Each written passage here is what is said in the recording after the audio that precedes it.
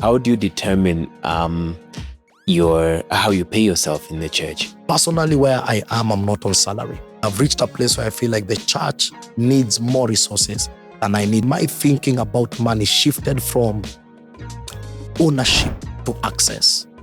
So I'm not so much on this thing has my name. I'm so much on what can I access and use it to now generate money that I can call it my own and now grow towards ownership.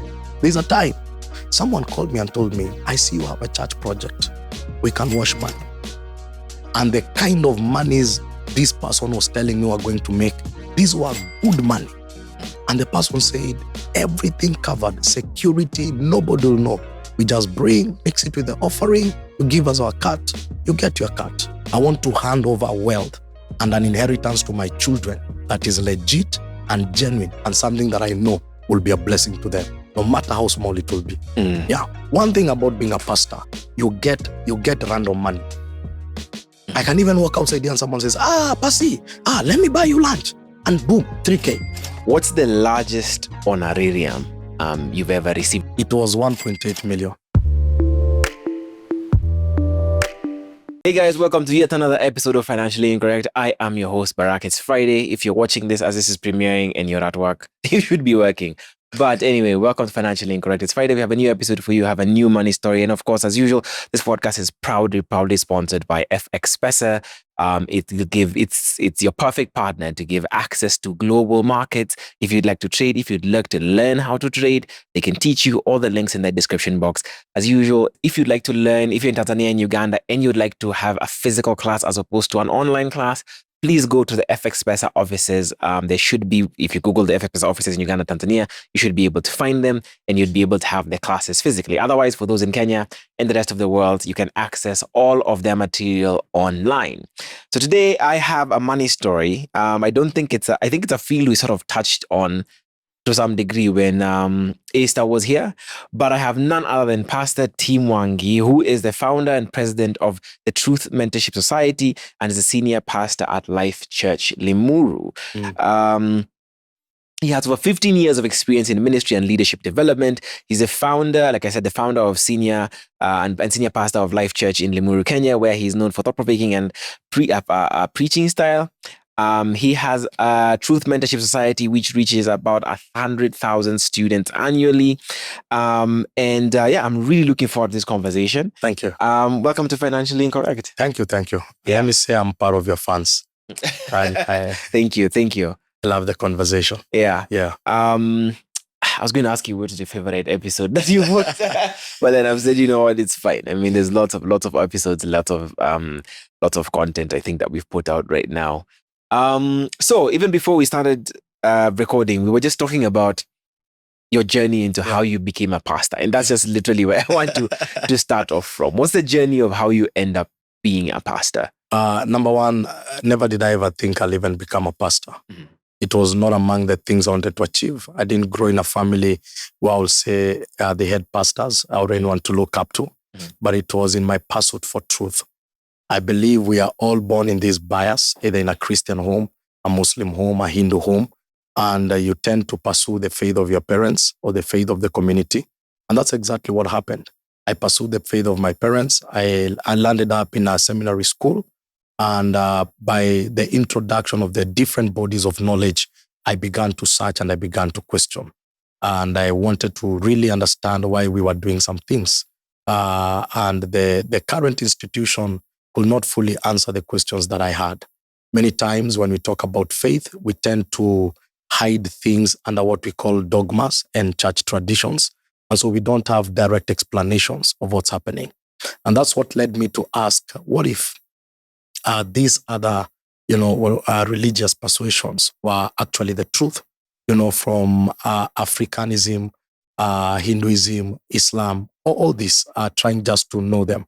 So immediately after Form 4, I decided to pursue my own truth, decided that everything is not true. Let me pursue my own truth. Mm-hmm.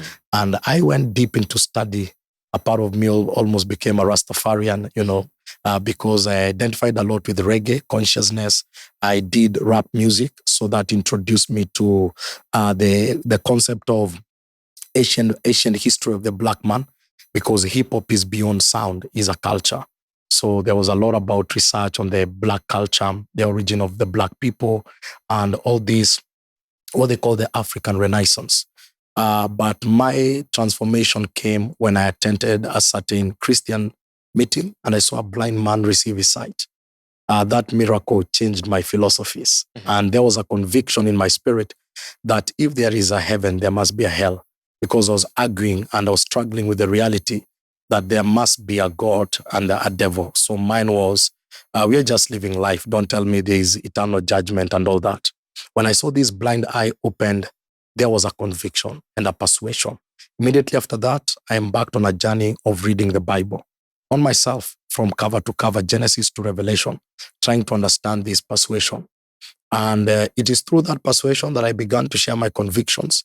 And by sharing that convictions, I got an audience, and that audience began to call me a pastor. And I couldn't run away. I discovered pastoral work is nothing other than feeding or teaching people the word of God. And that's how the ministry was born, from a rapper to a pastor. Okay. I see.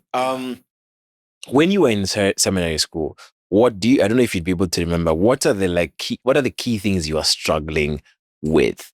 What are the key, what you call, I guess, the dogma and the church traditions? What are the specific ones that you are struggling with? Number one, I couldn't understand why we didn't have St. Abraham, but we had St. Peter, why we didn't have St. Isaac, because the point of canonization was these men are in heaven. So I felt like even, a Noah is in heaven. Why don't we have St. Noah? I also didn't fully understand why we were praying the rosary. Reading the Bible cover to cover, there is nowhere the rosary is mentioned. And it's something I really respect. I'm not here to attack the faith, because faith comes out of convictions. And I prayed the rosary. And I can tell you, in a seminary, you have to do that almost twice or thrice a week. I really wanted to understand, where did this come from? And so I was told it's part of the church tradition, and it is also part of the church dogma. So you have to believe it and just continue with the tradition. So I really felt like there's what we call the authority of scripture. If it's not written, then I may not be convicted to really practice it. This is not to say that those who are practicing it are in the wrong, but just to say my own persuasion was, I couldn't find it in the book that defined my faith, which is Christianity, and that book is the Bible. Yeah. Okay. What about the pursuit of these other, what you've called, I guess, persuasions? Yeah. How far did you go with any of the other pursuits? Like you've talked about the Hinduism, you've talked about Islam, you've talked about. I did a wide study, and I discovered that the end goal of every movement is understanding the spiritual reality, what they call the realm of the spirit. When you look at Islam, when you look at Hinduism, there are almost 7 religions that are mentioned being practiced globally, African traditions and all that. The conversation ends at the spiritual realm. Now, when it comes to the spiritual realm, some are very definitive and very detailed in terms of explaining the source of evil, but some don't fully explain where evil came from. Because when we look at what we call the law of parallelism, if there has to be good, there has to be evil. If there has to be light, there has to be darkness. So if I explain the origin of light, then I ought to explain the origin of darkness. And I cannot say that darkness exists because there is no light. There must be definitive explanation. So I felt, and this I'm sharing as my own conviction, there is no any religion that fully explains in details the origin of good and the origin of evil, which is the conversation that begins in the Garden of Eden, the tree of knowing good and evil. So I kind of felt like they taught laws on how to govern, control, have spiritual experiences, but didn't go to details on how to understand these things we call evil spirit. Where did they come from? How do you deal with them and all that? So my conviction, and out of my studies, I felt the Bible gave me the clarity on all these things. Yeah. Okay. Yeah. Okay. So when you then, I guess, take up the faith and solidify your conviction, so to speak, you're saying that purely just by you conversating and sharing your knowledge, so to speak. Yeah. That is what led you into ministry. Yeah, of course, there's a level you reach and you sense this is a calling. When I was in primary school and high school, I discovered that I had a lot of influence. I would just mobilize and run a team, or I had this charisma and aura where people just be attracted to what I'm doing, and I had some sort of influence. I was also quite a good orator, but later is when I began to understand what purpose is. Purpose is discovered when you know your talent, your gift, and when you understand your passion. So those three things kind of trigger. And so a talent is a natural ability that you have in a natural birth, but a gift is a spiritual ability that you get after spiritual birth, which is salvation. And then passion is a natural burden that drives you, without any compensation. So when I looked at my talent, I was a good orator. When I looked at my passion, it was changing the lives of people. But when I looked at my giftings, now I discovered I fall under what they call the fivefold, apostle, prophet, teacher, evangelist, and pastor. So I realized it kind of defines the person I am.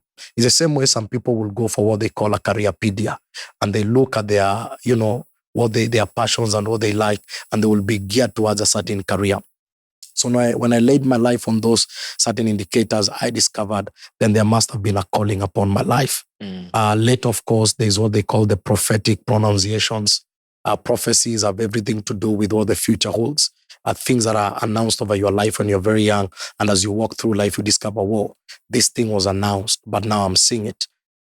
In Jeremiah 1:5, the Bible says, before I formed you, I knew you and ordained you to be a prophet. So there is a foreknowledge and a foreknowing that is in God about every human that is in existence. So through prophetic insight, we are sometimes able to tap into that foreknowledge to understand what God has ordained, and that provokes a certain alignment so that you can walk in the realities of the foreknowledge. It doesn't come automatic. Because if you don't align, then automatically means you miss what God had ordained for you. Yeah. Yes. Okay. Yeah.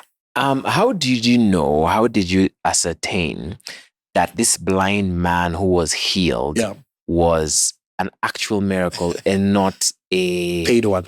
A paid one, a fake one. Yes. Because we see all these videos on social media about these ones which I've seen are very common, where pastors are running across or they're trying to sprint across a room or something, and everyone else is falling down very dramatically, and they just walk. And anyway, so how are you able to trust that this is a real miracle? And I was at the back. It was in Narok. That's my hometown. And I was invited in this meeting to sing. I was not even born again, but I had a gospel song. I was there for the show, and the crusade was massive. And when I arrived, I was told I have to wait for the man of God to preach. And I was very bitter because this guy just stole my moment. I came to kill the show and nothing to do with what they were doing. And I was at the back, waiting for my turn so that I can be called, because I was told immediately it's done, it will be one choir, then you get on stage. So at the back, I saw this Maasai, a couple come with a blind boy, the eyes and, walking with the lead. And in their traditional garments. And, the man of God said, God is opening blind eyes, the sick are being healed. And they began to shout and celebrate. And I was still hard. I said, you know what? These guys have been paid. If they go and testify, I'll know they're going for their money. I can assure you, I'm very sure they didn't even listen to the preaching, because they couldn't. These are truly Maasais. So they began to celebrate, and the boy was there looking, and you can know when a genuine miracle happens, the reaction. The boy was all joyful, and I was standing next to the boy crying because the conviction was so heavy, because I saw the boy come, I stood next to the boy, and this is what I can say I couldn't deny. I say this was my miracle. It was for me to see, not for the young man to testify. And we walked with them outside the stadium. I didn't perform. So we walked outside, and I knew these are not the ones that have been, these are not guys who've been paid. Yes. Yeah. So it was a very personal conviction. Very personal. Okay. Yeah. Okay. I mean, fair enough. I wasn't there. I couldn't speak otherwise. I guess it's just that, we see a lot of yeah, it happens. It happens. But I can tell you some are very genuine. But also we can't run away from, in every enterprise you have counterfeits. Yeah. And so in fact, it's because you talk about word enterprise, I want to speak a little bit about, before we get to your personal story, the church business, or the business of being in church, right? Okay. Potentially very lucrative business. Yeah. I mean, I think when Sitam, I intended to look this up, but I didn't. But when you see the Sitams and all these big mega churches posting their financial returns for the year and all of that, I mean, it's there's a lot of money that's been this. Yeah. I believe it was partly why in Rwanda certain regulations were passed that for someone to lead a space of faith, they either had to have specific qualifications or whatever, just because of how easy it is to con people and take advantage of people based off of a faith premise. Yeah. So maybe if you could just even before anything, just explain, how does the business of church work? So as someone who is leading a church, someone who works in the church, how do you make your money? You know, for example, like a regular business, if I'm selling shoes, I sell shoes, I live off of my profit. Okay. I live and die by my profit. Yeah. Yeah. So what's the church business? I wouldn't call it as a church business. I'll call it a kingdom function. You see, the first thing Jesus introduced was a kingdom. The name kingdom has two things. A king's domain is the territory where the king rules. When Jesus was taken before Pilate, he said, "My kingdom is not of this earth," because he was trying to tell Pilate, "I'm not here to engineer a political system that is almost like your system, but I'm also here to introduce certain principles, certain ideologies, certain laws that if exercised, they will provoke the advancement of this spiritual kingdom." So when we look at it now from a kingdom dynamics, is that every kingdom has certain rules, regulations, or what we call a constitution, which governs and manages their business and their affairs. So before we even look on the money side, we first of all need to understand that majority of the people that go to ministry, actually, they don't go for the money. It is people seeing Sitam after 50 years of existence, but nobody tells you the price they paid before they began. Nobody tells you what it costed them to buy the properties, what it costed them to build that vision 50 years later, and to reach to a place where people are convinced, compelled to freely give, because no one is coerced, to certain levels, and they become so accountable to say that the people gave this amount of money, and this is the audit, and this is how the money has been used. Meaning that there is a cause as to why they gave, there is a conviction as to why they gave, and so there is an audit and all paraded there. So having said that, we realize that now that you've introduced it, in the Old Testament, people used to give tithes and offerings.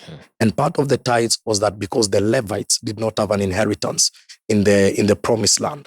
So the 11 tribes were given an inheritance, and the Lord, this is the concept, that they were taken out of captivity, which was Egypt. They went into a land which was not theirs, it was the Lord's. So when they landed in that land, the Lord gave them the land, the Lord gave them the rains, the Lord gave them the seed, the Lord gave them the harvest. So whatever they were handling is actually what the Lord had given them. And that's the principle of the kingdom of Christianity, that whatever I have is not by my hard work, is what the Lord has enabled me to get. That's the first ideology. Then the Lord said, because the Levites don't have anything to eat, they are not farming, they are serving in my temple. Take 10% of your harvest, so that out of that they will have food, first of all for them and their families. Then in the barns, as the food is taken there, we'll have food for refugees, and we'll also have food for the widows and the orphans. So the treasury, or what we call the storehouse of the Old Testament temple, not only took care of the Levites, it also took care of the needy. Those were the orphans and also the refugees. And that's why there was the tithe the Levite received, and then there was the tithe of tithe given to the high priest. Now let's do scalability. You have a community of 2 million people. These are agricultural economy, and they are tithing what they have harvested. And you have a community possibly of 50,000 priests. So if these are the people handling the harvest, ideally, they will not be in the same level as those that brought the harvest. Because in the law of scalability, it means there is a lot given, but there is a prescription on how this thing ought to be used. When we come to the New Testament, Jesus is requested to pay what they call the temple tax. It's in the book of Matthew. And every Jew was meant to pay it. It was half a shekel. It was called the temple tax because it was the money that facilitated the operation and the running of the temple. So we still see where there was a temple, resources were needed for operation. And Jesus sends Peter and tells Peter, this thing we have to pay. He tells him, go and fish. Peter comes with a fish. And in the fish, there is coin. So prophetically symbolizing that the sustenance of the New Testament church will be sustained by the fish, because I will make you fishers of men. Yes. So the men that come to the congregation are the people who are going to sustain the vision. And also the concept there. And now that became the pattern, because in the New Testament, they still gathered in homes, gathered in houses, and then they gave their offering, and the offering was used for the sustenance of the priest and the people that were there. But when you go to the Old Testament in the book of Samuel, the sons of Samuel mishandled the offering of the Lord. So this is the order. When people give, they give to God, but it is men who receive. Yes. So the men who receive, how they handle the offering, their judgment is always given by God. The Lord actually killed them, pronounced a curse that out of the sons of Eli, none shall go beyond 30 years, which was the legal age to become a priest. So when we look at the concept of what we might call the commercialization and the industrialization of the church, what I can tell you the truth, you will not run away from the judgment of Yahweh. And I'll tell you for free, study many people that have commercialized the ministry.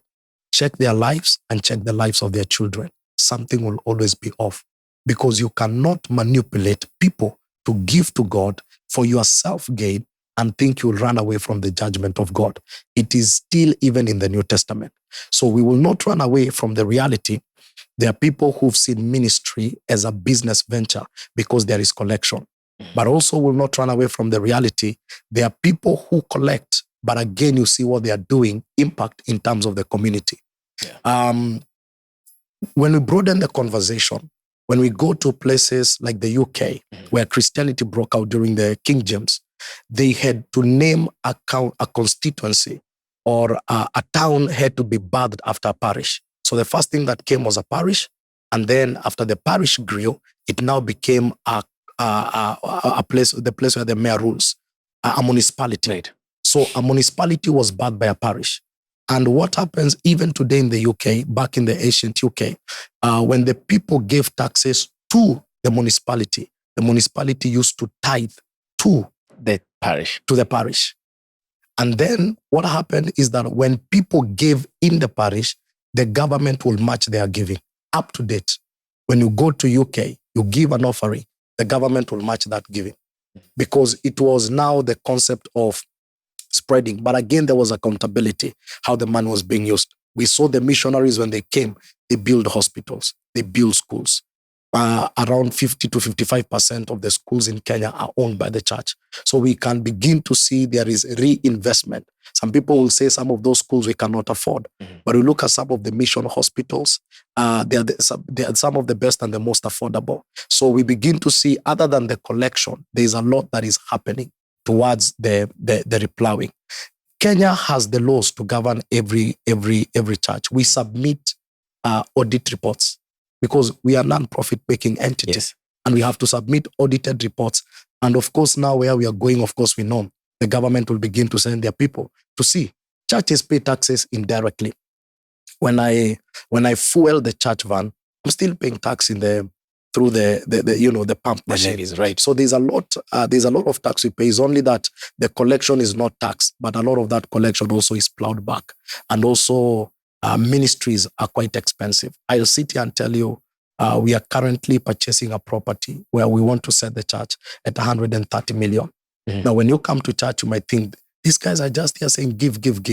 But there's no other way to raise money for that church project other than the free will giving of the people, because that's how the kingdom is designed. That every kingdom project is done through free will giving. From Exodus, when they were building the tabernacle, the Lord said, ask my people to give an offering willingly.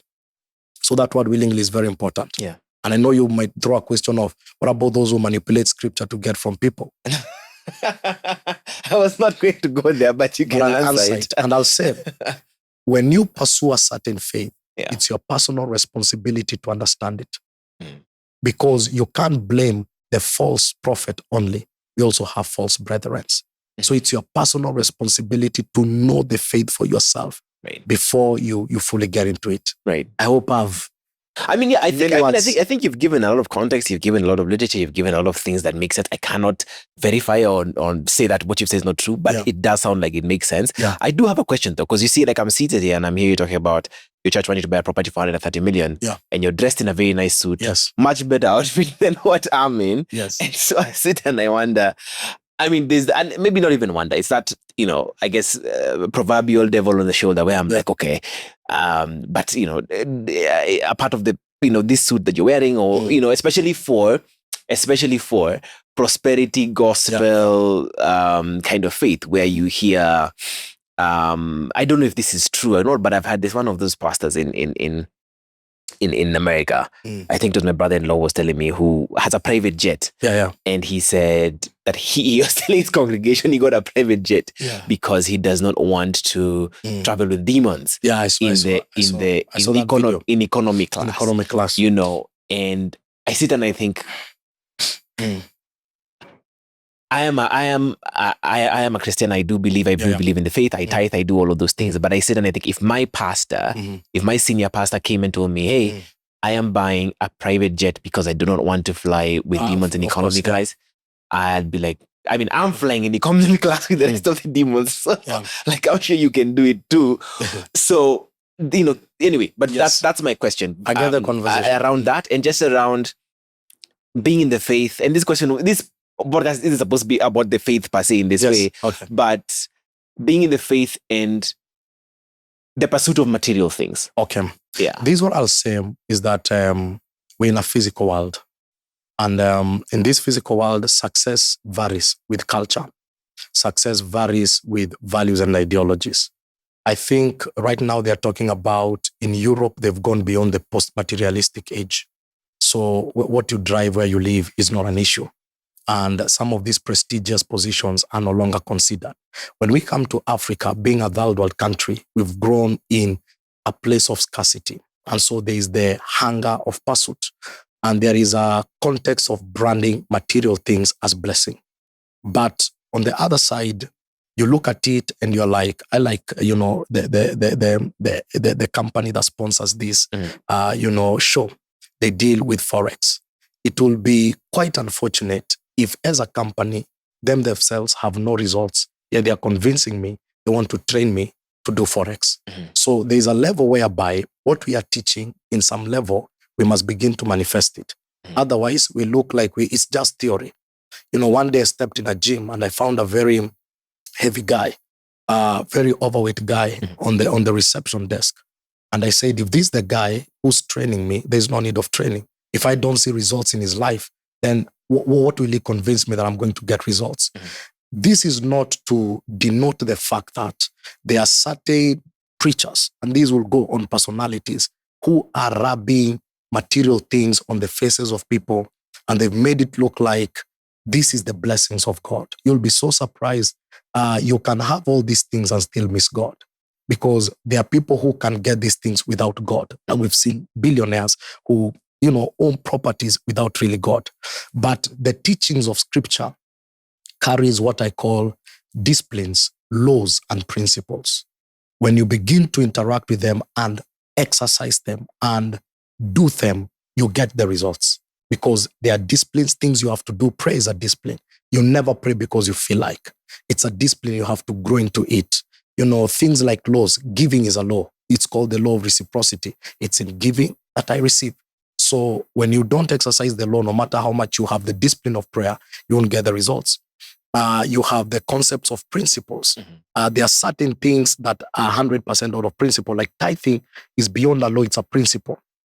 It will not take you to heaven, but you exercise the principle, there are certain blessings that you attract. So looking at the things that we are doing, there are certain, I'll divide the church into certain formations. Number one, we have what we call the mainstream church.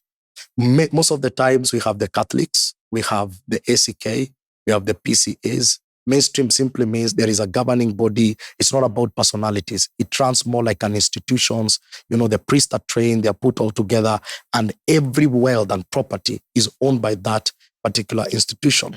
But we now came to what we call the Pentecostal movement, which brought around what we call the charismatic movement. Charismatic is the name grace, which means gifts of grace, and charismatic movement came with personalities. Now, these personalities are now founding their own. They have a vision, something you founded from scratch. Remember, the PCA was founded by somebody. The Catholic was also started by somebody. The SCK was also started by somebody. You talk of the Luther movement that grew.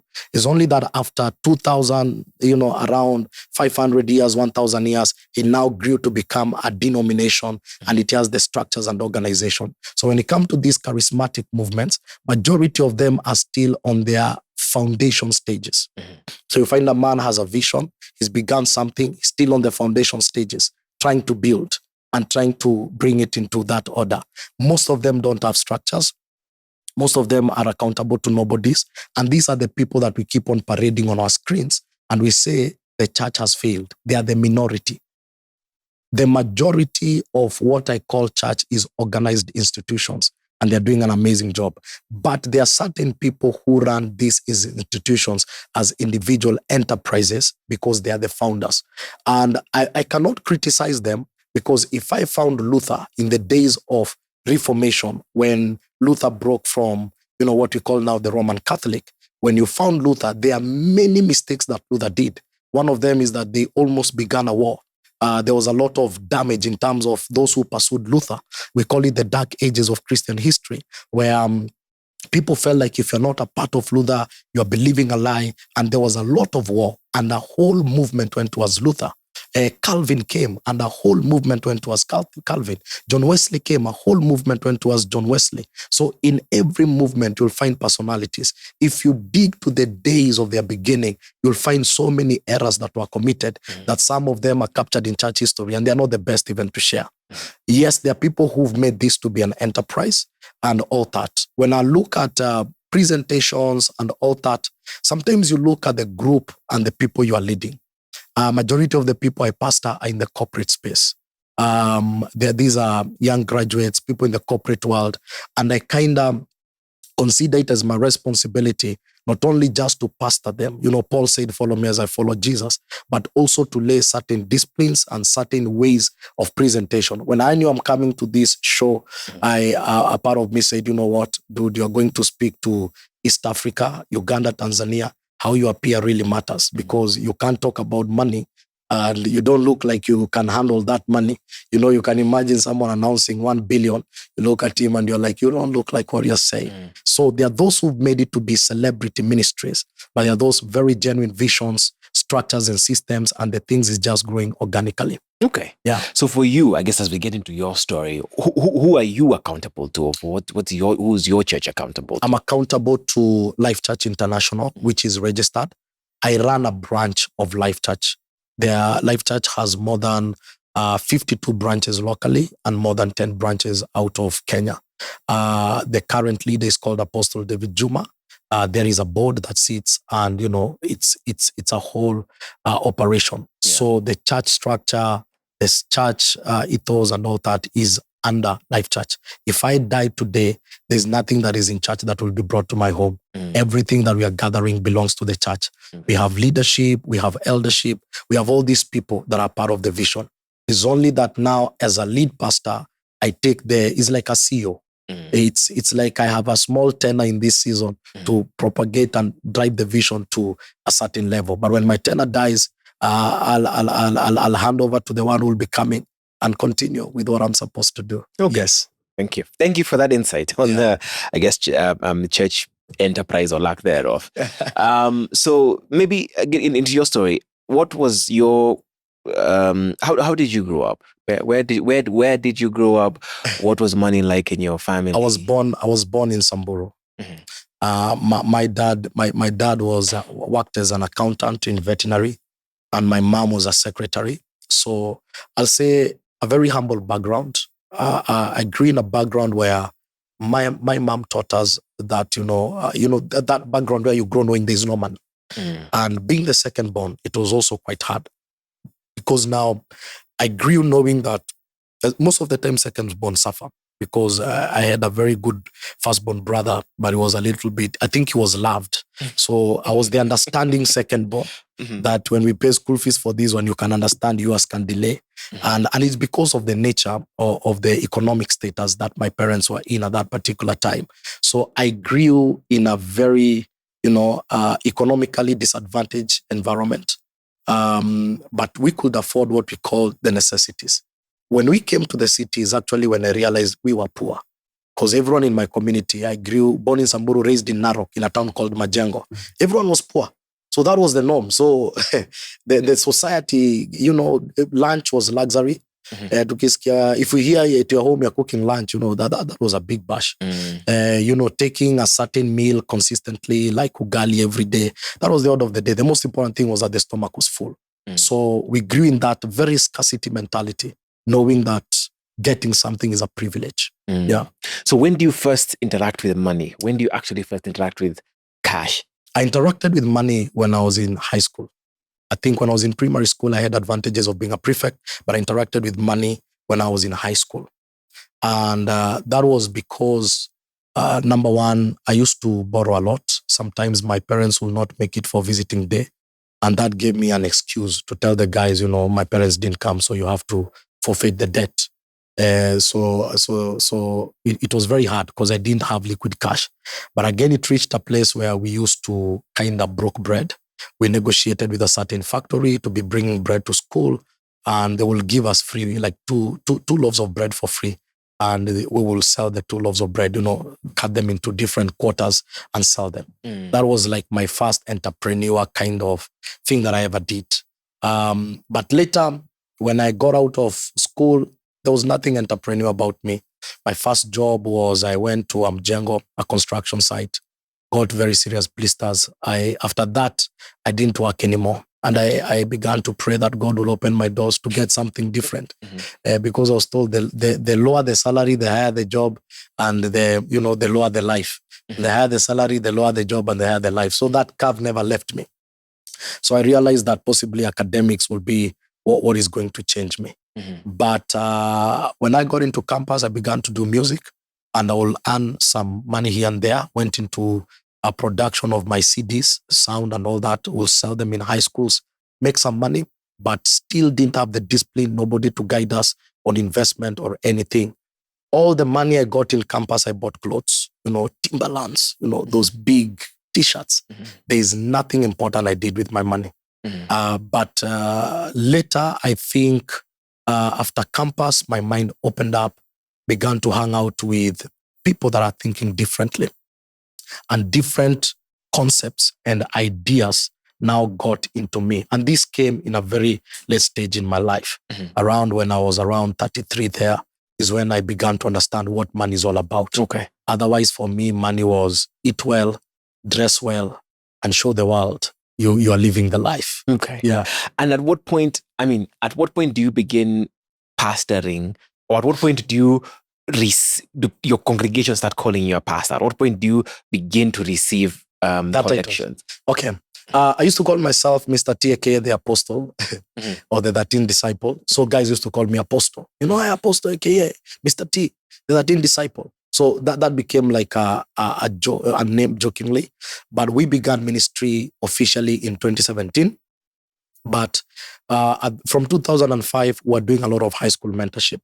In 2014, we began mentorship in the city, running some programs, very holistic, spiritual, and also wisdoms of life, raising a very holistic young person who is able to stand in faith, but also stand in the marketplace. And in 2017, 18 is when now we began the work in Limuru, the ministry in Limuru. Okay. And we began from scratch, nothing. There was nothing. We were around, I think, 50 people in the beginning. Getting everything was from scratch, buying the property, building, bringing water, electricity from scratch. Okay. And now even where we are again is from scratch. Okay. Doing everything from scratch. Okay. Yes. So if we then work between you leaving university, yes, or you graduate from university, and this point at 33 when you're saying is when you really begin to understand Yes. this of money. So how are you making money in that? I was working in an NGO called I Choose Life Africa. At that time, I was earning around 40,000. When they do the deduction, it was 24,000. I was also working with KBC at that time. I was earning around 20,000.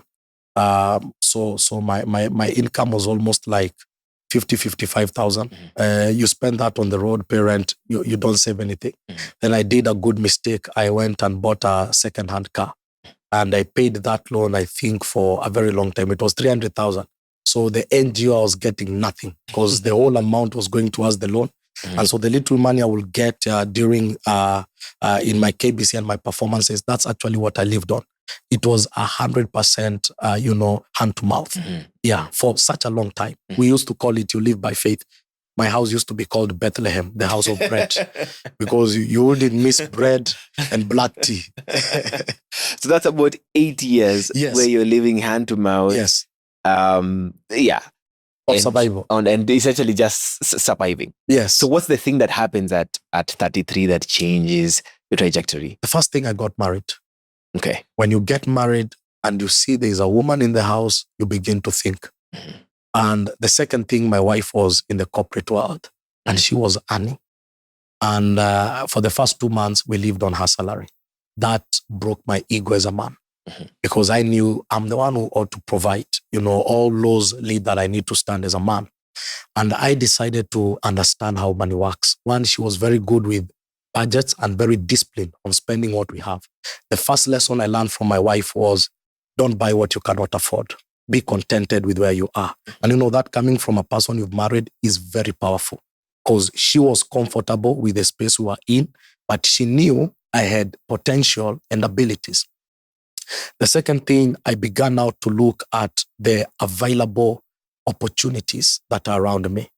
There are certain things that I learned in that very early stage. I used to MC in weddings and I didn't have a sound system.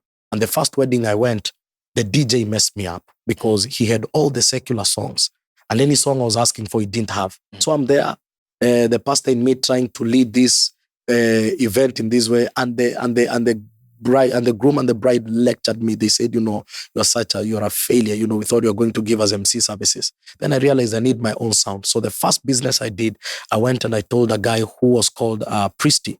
I told him I have a deal. I'm doing weddings. I'm an MC. So give me sound generator. I get my dancers and DJ and I give them a whole package. Then now I give you a cut. And that's when I initiated something I called the law of access. It's a very personal teaching and very practical.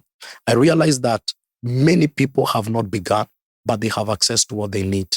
You want to run an Uber company, but there's an uncle who has a car that is not using, and you can access the car. The profits may not be as much, but at least you've begun, and it's not ownership. So I had to begin from there. So the money I made, I bought speakers, and I wanted to get my own sound. Then now that's when the call amplified and the speaker were taken out to church to begin the work. But that same law of access became a law that I later applied in life to now begin a business that I'm now running. And I remember I read somewhere from Professor Bitamendemo. He wrote about waste assets in villages. He said, how traditions can lead to wrong use of money. And he talked about how there's pressure for every young man to build in the village, yet you don't use that house. Yet if that money was put into functional places, it would have earned you some money. So I listened to him, and then I met a certain professor. He's now VC of Dedan Kimathi University. He's an industrial and structural professor, one of the youngest, I think, industrial doctors. By 33 was a doctor, PhD holder. And we were somewhere gone to preach, and we sat in a vestry. They said, you know what? Many people, when they get money in Kenya, they go to real estate. The economy of Kenya will allow you to take between 12 to 14 years to recover your money. Meaning that for 12 to 14 years, you've not returned, there's no return of investment. And at that time, I was thinking to do something at my mom's place. And he said, study what the Indians are doing. Put your money there. They are in manufacturing and industrialization. And he said, when you structure it well, within 2 years, you've returned your money. And immediately when he said that, I realized I have to rethink how I'm investing. And then that time I had a vision I went and studied the Indian community. You know, in Kenya, they run around 50% of the economy. Mhm. So I don't know that for a fact. I'm hearing it. Yeah, from it's a you. fact. They Right. run 50% of our economy. They began doing business as early as the 60s. Most of the industries are run and are managed by Indians, and they deal with the basic things: food, shelter, and clothing. That's where they are. I began to study the Indian community. I realized they have their own banking system. They generate generational wealth. Their model is very simple. They also work as a team. They don't believe in individual ownership, but they believe in birthing the vision. So there are so many things that I learned from them. And also they have a very high level of spirituality when it comes to their business. They don't just open shops. It has a lot of connections to the beliefs of their deities. And I said, this is a very good place.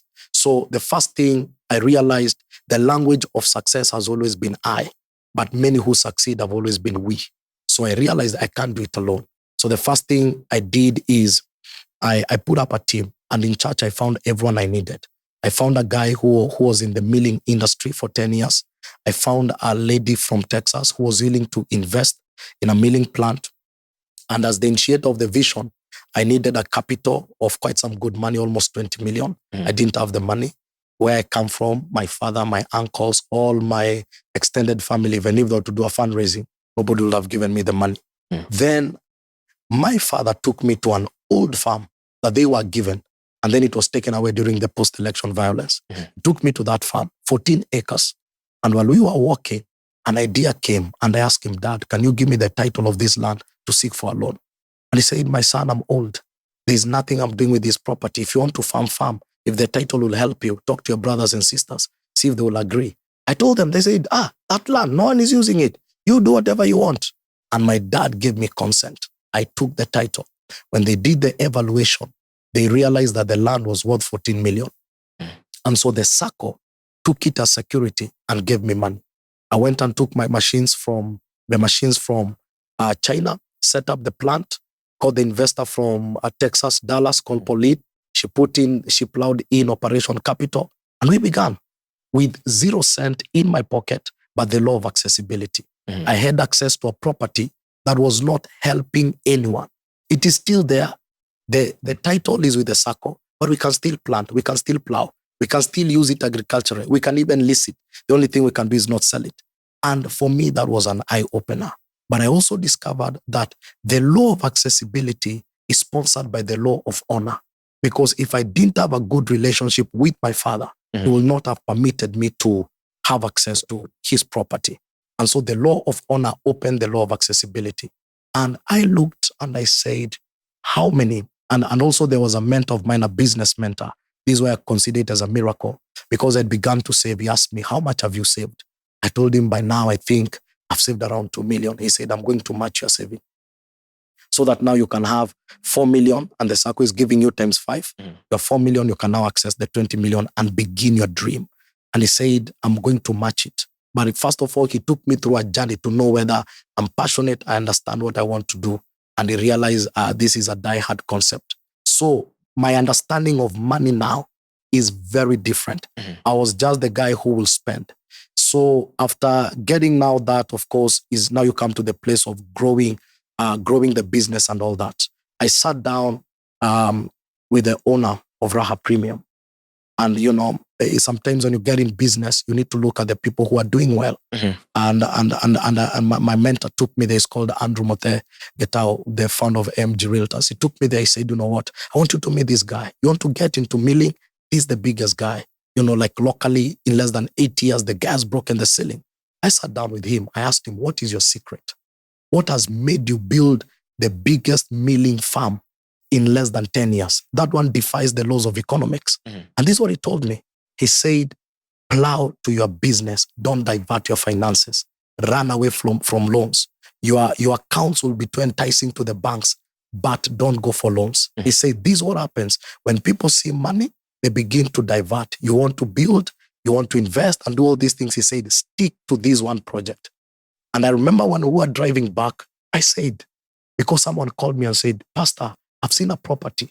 You can put your money here. And then I said, many people have never believed the business they are doing is actually a place of investment. I don't know why sometimes you look at a business and you feel like, let me rob from the business and actually invest. We don't see this business as an investment where you can make profits and plow back. And I'll never forget what the owner of Raha told me. He told me, welcome to the business. This is like matatu business. Put your car on the road and there are people to buy it. And that's exactly what I did. Later, I did my research and I discovered we have, Kenya will be at 70 million population by 2030. Who is going to feed that population? So the opportunities are so much. And my thinking about money shifted from ownership to access. So I'm not so much on this thing has my name. I'm so much on what can I access and use it to now generate money that I can call it my own and now grow towards ownership. After 5 years, right now I'm the second year, after 5 years, I'll have cleared with the circle. The title will be released and I'll be owning 50% of that business. So that for me is what shifted. And I feel like it's a roadblock to so many with this African mentality. This is mine. So how do you run the business now together with the church? Because it sounds like, I mean, the lead pastor is a full-time job. Yes. How do you do both of those things at the same time? You learn from the great people. Many billionaires don't run their businesses. They have understood their strength. There are 4 types of people in any enterprise: a producer, a manager, a marketer, and a foot soldier. You must locate yourself in the ecosystem. I'm a producer. I get excited when I'm beginning things, but I'm very poor in management. I'm very poor in marketing, and I don't sit in a place to receive orders. So knowing my strength, I surround myself with managers, foot soldiers, and marketers.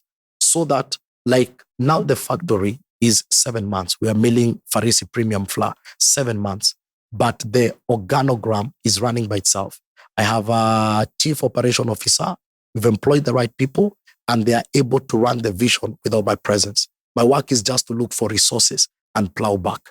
In church, I have more than 10 pastors that work under me in different departments. I don't get intimidated when someone can do something better than me. In fact, for me, that's value addition. Sometimes I even get complaints and people say, hey, this guy might replace you. And I'm like, you don't know what he's doing, I can't do. So I've always learned to master my strength and partner with people that carry what I don't have, so that at the end of the day, the success is out of a teamwork. And that's what I've managed. I have days I've dedicated, my Tuesdays and my Wednesdays, Saturday and Sunday, and Friday night for prayers. Those are my church days. My Monday, that's my family day. Wednesday, Friday during the day, and sometimes Mondays, those are my factory days. So I have to show up, have meetings, get reports, and also set systems. Now with technology, it's very easy. I have a system on my phone that I know everything that is happening in the factory. And I have a system on my phone, it's called the church app. I'm able to know everything that is happening in church, even when I'm out of the country. Technology has also come. Working with young people is a good advantage because they are able to tell you what's working and the shifting dynamics. So I work with teams. Yes. Okay. How do you determine what salary to pay yourself in the church? How do you decide? I had this conversation with part of this conversation with one of the pastors who was an MC at our wedding, and so he was telling me how, in a church system, it's not like a corporate organization. Yes, yes. If you do well, you get a raise next year. Yeah. So how do you determine how you pay yourself in the church? The first thing, I think the church has all people. We sat down with a HR consultancy firm, and she looked at the work. You say this is a calling, but she looked at the workload, and we looked at it and said, where would we classify this work if it was in the corporate space? If this guy was actually giving this amount of time, this amount of skills, and this amount of effort in the corporate, quantifying it, where will we place it? And then what will be the market rate of that particular, kind of job? And that's how sometimes we come to the agreement of salaries. But we try as much as possible to make it in our hearts, not become the reason why we are doing what we are doing. Because ministry is very different. It's like being a doctor. It's a career, but sometimes you look at someone who is almost dying. I know some doctors are careless, but you go to places where people are human enough, and these are calling. They will first of all put the patients on the ICU before they ask for a deposit. Because for them, life matters. And that's the same thing with ministry. You are so concerned about the lives of the people. Personally, where I am, I'm not on salary. And I'll say why I'm not on salary. Paul was a tent maker. And he said, I can take care of my needs.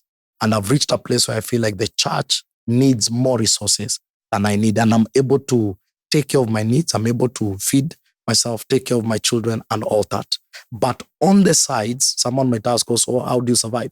On the sides, I have seen people who just call blessed by the ministry, and they will say, you know what, I just want to be a blessing over your life. Like someone called me and said, allow me to take care of your rent for the next 1 year.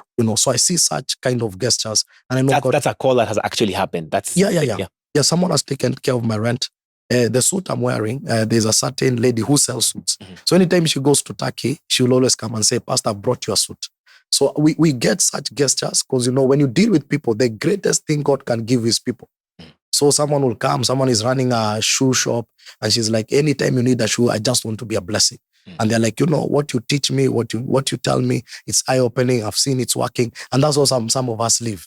So I tell people, you might see me in a big car and see me in a good suit, but if you locate my effort, it's where you just say, this is by God's grace, is not my effort. So personally, that's how I live, and we are comfortable with my wife, and God has been very faithful to sustain us. But in the church policy, and in the church, what I call the church organogram and policy, I have a salary that I need to earn. So how much are you forfeiting right now? What I'm supposed to earn is almost 200, 250. Okay. Because within the space. Yeah, within the space, they look at it, the scope of work. Pastoring a church of almost 2,000 people, the kind of work that is there, and all these other entities that are there. But I'm not on that salary. But if I die today, and a pastor is appointed in that position, that's what that will be his benefits. You know, even the Pope had benefits, but he said which he forfeited. So I said I can't force my principles on maybe the person who will take over. So we must define the system to be faceless, so that if someone comes and says, I want to give it pro bono, we'll be like, oh, thank you. That money can go to another place. But if you come and you have a family, you have children, you have needs, then we put you on a salary and make sure that we serve the Lord, but we're able to take care of your few needs and there. Okay. Yeah. I mean, you mentioned your wife being in the corporate space, right? And I guess working, I don't know if she still works there, but on a personal level, is it a discussion you had to have with her before deciding to forfeit the salary?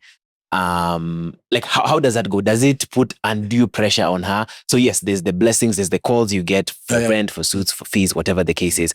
Again, even this pastor who was talking about told me of a similar incident where he went to pay his child's fees and found that someone had anonymously paid fees for his kids for a term or something. So what's that pressure like when your spouse is not in the faith, well, but not the faith, I mean, not practically working in the church? Does she feel an undue pressure? Do you feel like sometimes on a human level, you put undue pressure on her to meet certain needs? No, in fact, right now we are all running our family business. Okay. Because now I say as a good father, I need to leave something for my children. So I consider that as a family business. But my wife is so understanding. In fact, my wife was the one who used to discourage me. The way my wife views church is very different. Even if I remember there's a time some people came and raised an offering and said, we want to honor you. And she was very uncomfortable. Why are people giving us money? Don't they have needs? Don't they have children? Can they take care? That corporate mindset of where take care of yourself first before you take care of her. And I said, in this kingdom, there's no problem. People, you bless people you don't know. You say something and someone feels, man, you bless me and I just want to communicate with this gift. I said, let's not deny them the blessing.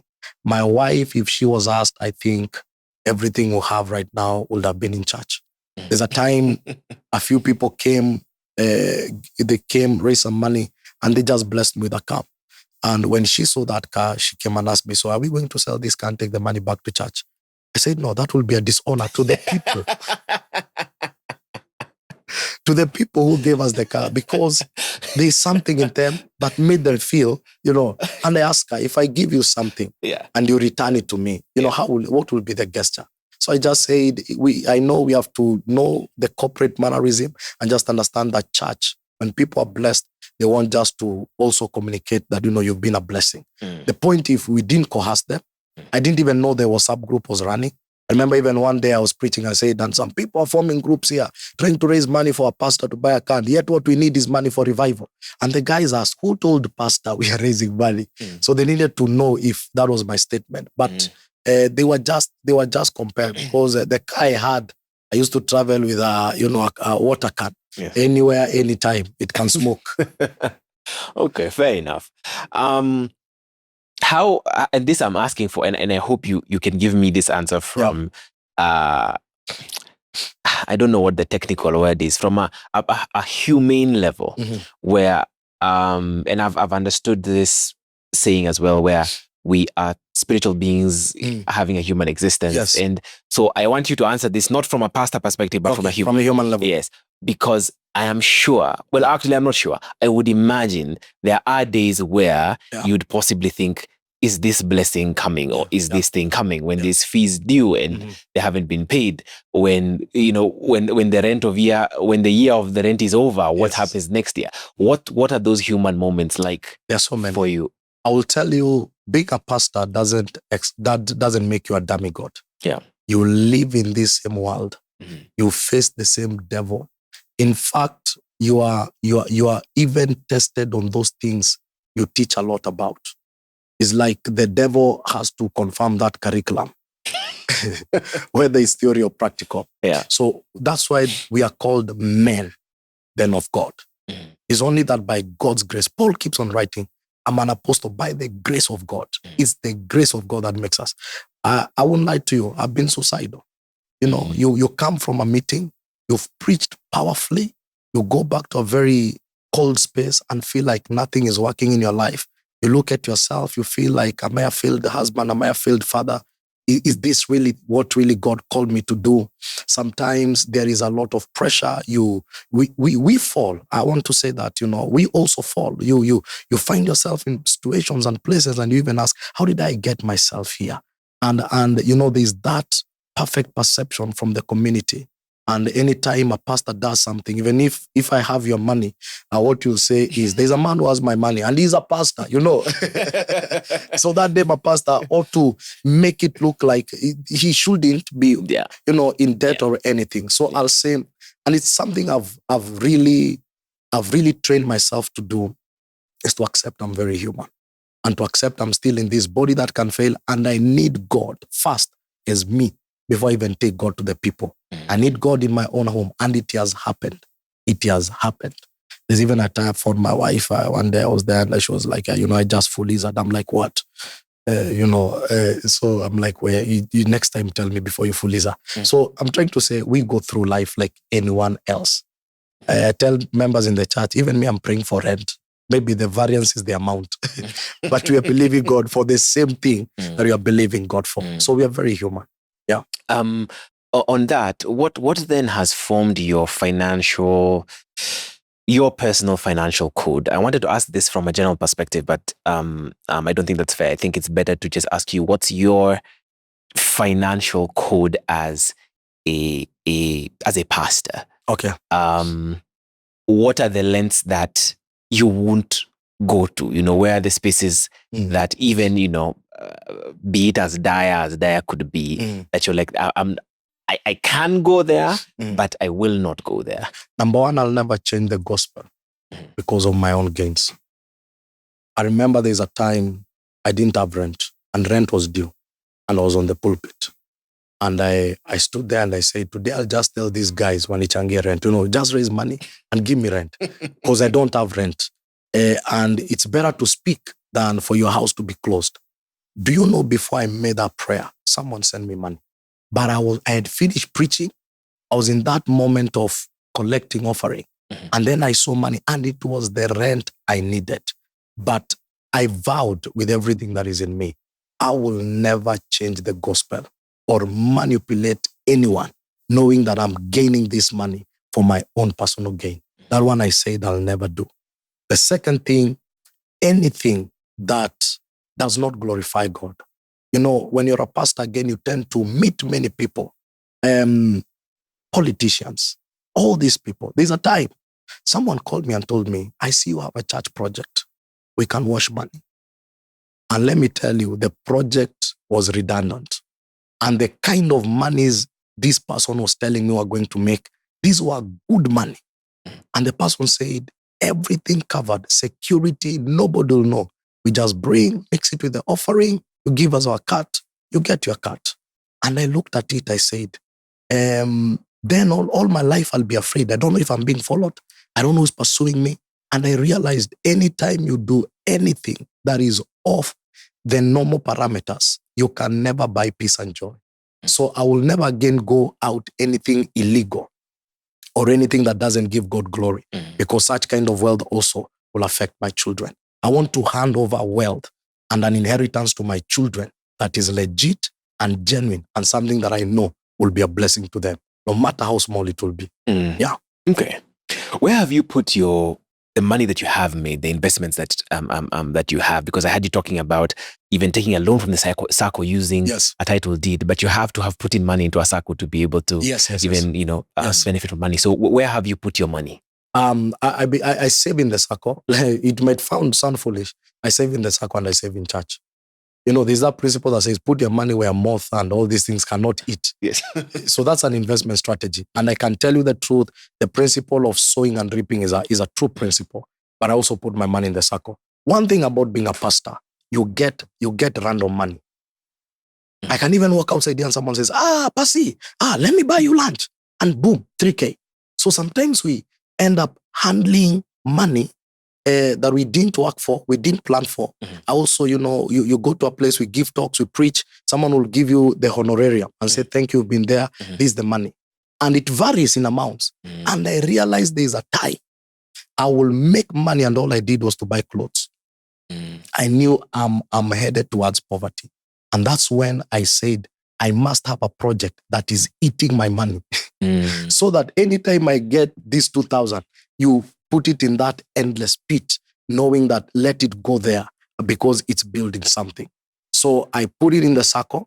Anytime when there are no needs, I also invest a lot, because being a vision bearer, like when we're signing the contract for buying the church land, anytime there's a problem, the owner does not call the church, he calls me and says, hey, pastor, my money, anytime there are fundis on site, it's like I'm the guy carrying the burden. At the end of the day, people will come and they will see you as their leader. And anytime there's a challenge, someone needs to be paid, money is not enough, they always point on me. So there's a level whereby even as a lead pastor, you have to be liquid, because there are certain things that will come up and they will need you to settle them. And that's part of the price you pay as a leader. Okay. Yeah. As we're sort of wrapping up, what does financial success and financial failure look like to you? For me, I'll say, let me begin with financial failure. For me, financial failure is when you have the opportunity, you have the ability, you have the resources, but you still think this is not the time. Procrastination. And you feel like there's a time when I need to arrive and I need to invest. Financial failure is when all your money goes to liabilities and things that never appreciate in value. Financial failure, on the other side, and this is very radical, is when you reach a place and you think you can buy everything because you have money. That pride of ownership. But for me, financial success is number one when you're blessed to be a blessing. I think there is nothing as powerful as knowing that if I didn't succeed, there are certain people who would have failed. Is when you look at your success and the success of the people that have succeeded with you, and you're like, man, I'm happy that I decided to make this step. The second one is the ability to give your family what I call decency in life. For me, that's financial success. If you can afford a good school, you can afford a good house, afford a good meal, it's one of the greatest successes that a man can have. And finally, is to live what I call generational wealth. That ideology of when I die, not only do I leave a good name to my children, but also leave good values and leave resources that they can use to build their dreams. Yeah. Because some of us, if we had the right infrastructure early, possibly we'll be very far. And some of our children, we need to leave the right infrastructure and resources for them to escalate whatever we began in time. Okay. Yeah. So, I love philosophically what you've said, and I think it makes a lot of sense. On a practical level, as Pastor T, as a person who's essentially living by the grace of God, what does practically financial failure look like? And practically, what does financial success look like for you? Practically? Yes. Financial failure? Yes. Personally, I think when I can't provide for my family, and I'm asking that from the context of you're living by the grace of God. Right? Living by the grace of God. Yes. So even when you're saying you can't provide, based on my understanding of what you've told me, is that you cannot provide, but even in your provision, you're relying on God to make it happen. That's why I'm really curious about what potentially could failure look like. Failure is when I can't provide for my family. The fact that I live by the grace of God, I'm not careless. You remember the Elijah story? The brook can dry. Yes. So the fact that there are ravens bringing meat, you can't survive on the system of ravens. Sometimes God will bring destiny helper, burden bearers, destiny connectors. These men are not permanent in your life.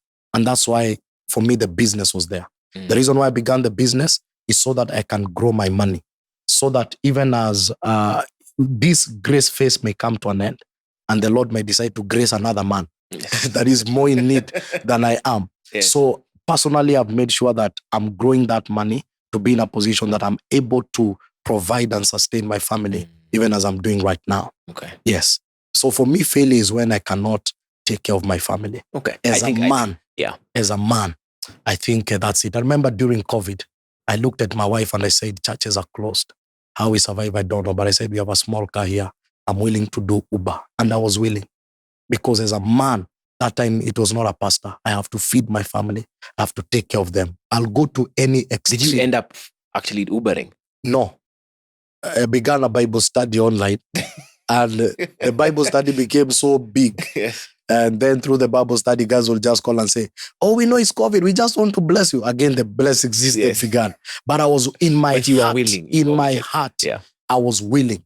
Because we had a small car. Yeah. And I knew I can walk out. Churches are closed. Will I sit here and pray? I have a young child and a wife. I was willing to do Uber. Yeah. Even today, if something comes, a calamity comes, I'm willing even to go on a construction site and work and make sure that I take care of my family. Okay. Yes. Last question. What's the largest honorarium you've ever received, and what did you do with it? Whoa. The largest honorarium I've ever received. By honorarium, I mean, whether it's a gift, whether it was whatever the case is. Yeah. Yes. Yeah. It was 1.8 million. 1.8 million. Yes. I had gone to America for ministry. And then the couple that was hosting me said, we want to give you more than $1 million. We don't know why, but we just really want to bless you. So when I was coming, they had banked 1.8 million. And when I came, after tithe, that time the factory had not begun. Yes. I was paying rent. I was paying workers. The machine was not working. And all the money is like I received and then I gave. I tell you the truth, my tears were hanging. Okay, fair enough. It was not easy. It was not easy. I told my wife, I understand why rich people are stingy. Yeah. Yes. Because if this is how they build wealth, there's a place you reach. And before you give 1,000, it's so painful because of the sacrifice. And the person asking for money, you saw them in December, somewhere in Diani, eating life. Yes. When you're at home, building an empire. Yeah. Yes. I hear you.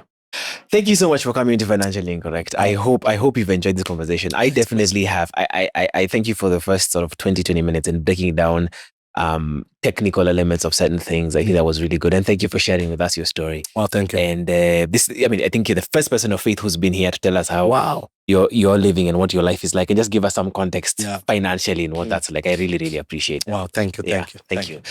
Thank you guys for watching. I hope you enjoyed this episode. We will see you guys next week, next Friday on the next episode of Financially Incorrect.